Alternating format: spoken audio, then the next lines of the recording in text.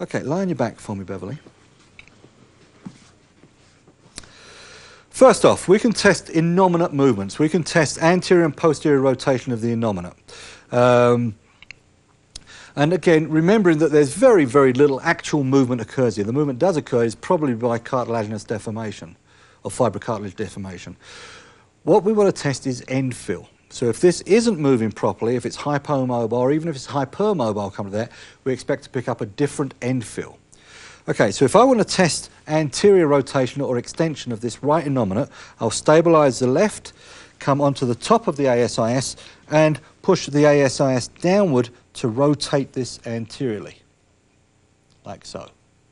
And then I can compare it with the other side, stabilising the right innominate and pushing this anteriorly.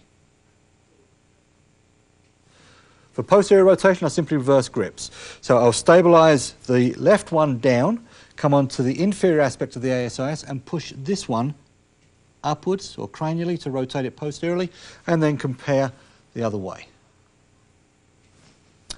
I can test medial and lateral rotation of the innominates, or in-flaring and out-flaring if you prefer that terminology. Stabilising the left side, I shall come onto the medial aspect of the ASIS and gently push it laterally to test lateral rotation or out-flaring, and compare that with this side, pushing this laterally. To compare in-flaring or medial rotation, I'll stabilise the left one in and take this one and rotate it inwards and compare it to the other side.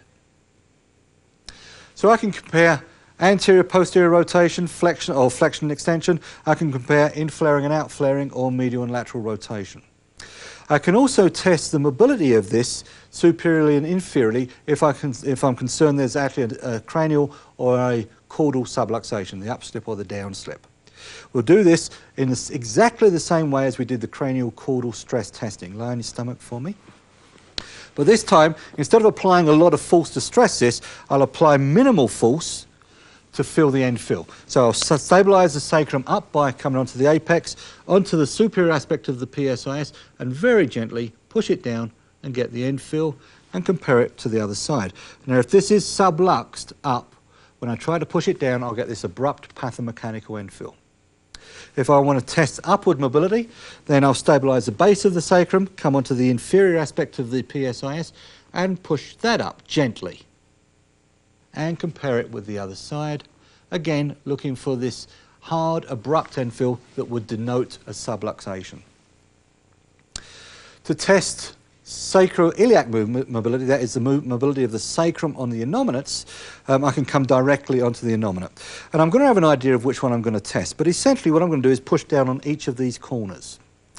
If I'm concerned that the left sacroiliac joint can't flex, then simply I'll put my thumb over the upper left-hand corner of the sacrum and gently push it forwards and compare the end fill to pushing the right one forwards.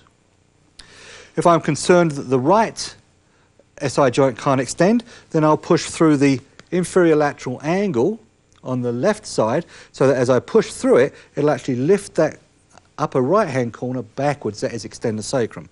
So again, just put my thumb over there and push down and compare it to this one. And essentially, from these mobility tests, I'll get an idea of which joint can't do what. And that will then lead me into treatment.